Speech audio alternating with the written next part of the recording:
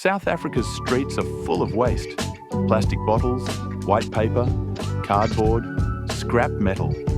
Most people see rubbish, but others see money.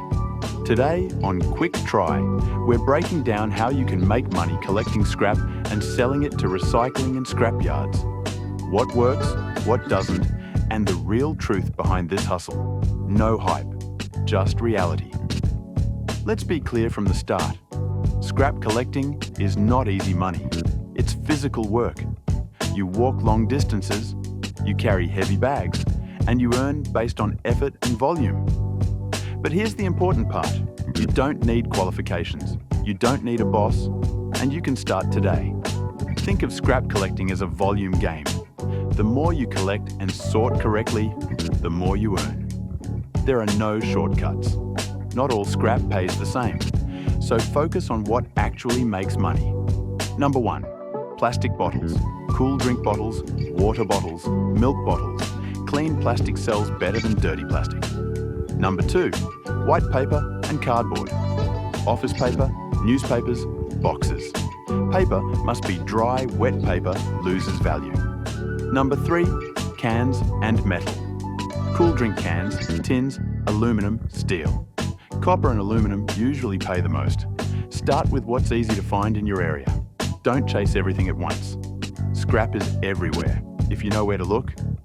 Residential areas on refuse collection days, taxi ranks and bus stops, shopping centres and parking areas, construction sites with permission.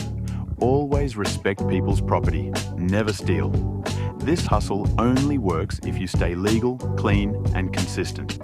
You don't need much to begin. Strong bags or sacks, gloves to protect your hands, comfortable shoes and time. That's it. No registration, no upfront fees, no waiting for approval, just effort. Scrap yards pay by weight. Plastic bottles pay per kilogram. Paper and cardboard pay per kilogram. Metal pays more, especially copper and aluminum. Prices change often, so always ask before collecting large amounts. Knowing what pays best saves you time and energy. Let's be honest with the numbers. Plastic usually pays a few rand per kilogram, so you need volume. Metal pays more, but it's heavier and harder to find. Someone collecting for 4 to 6 hours a day consistently can realistically make around 50 rand on a slow day, up to 200 rand or more on a good day. This depends on what you collect, how well you sort, and how often you work. This won't make you rich, but it can put food on the table. If you want to earn more, do this. Separate everything. Plastic with plastic, paper with paper, metal with metal. Keep scrap clean and dry. Build a relationship with one scrap yard. Ask which items pay best. Scrap collecting rewards consistency, not luck. Let's talk reality. Scrap collecting is not glamorous. It's tiring. And sometimes people look down on you. But understand this.